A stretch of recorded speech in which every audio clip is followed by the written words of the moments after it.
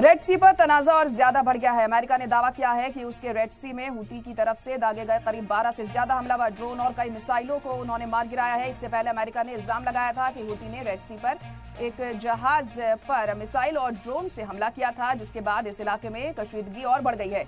Israeli army ने एक footage भी जारी की जिसमें दिखाया गया है कि इजराइल पर हवाई हमले किए जा रहे हैं, जिसमें एक लड़ाकू जेट को मार गिराया गया है। तो बिल्कुल जिस तरीके से हमने देखा है कि अब इजराइल पर हवाई हमले भी किए जा रहे हैं। इजरायली आर्मी ने एक फुटेज जारी किया है जिसमें ये बात साफ हो गई है किस तरीके से उस पर हमला हो रहा है और लगातार जो हालात हैं इजराइल के वो भी खराब हो रहे हैं। रेड सी पर तनाजा और ज्यादा बढ़ गया है।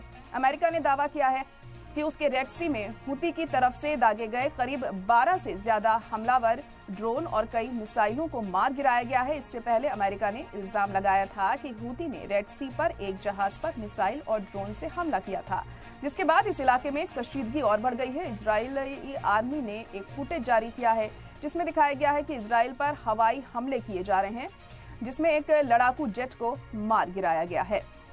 तो लगातार अमेरिका के रवैये पे तो एक तरफ हम शक कर ही रहे हैं और जिस तरीके से एक्सपोज भी हो गया है अमेरिका, अब उसके बाद अब देखने को मिल रहा है कि रेड सी पर तनाजा और ज्यादा बढ़ गया है। अमेरिका ने दावा किया है कि उसके रेड सी में हूती की तरफ से दागे गए करीब 12 से ज्यादा हमलावर ड्रोन और कई मिसाइलों को मार गिराया गया है।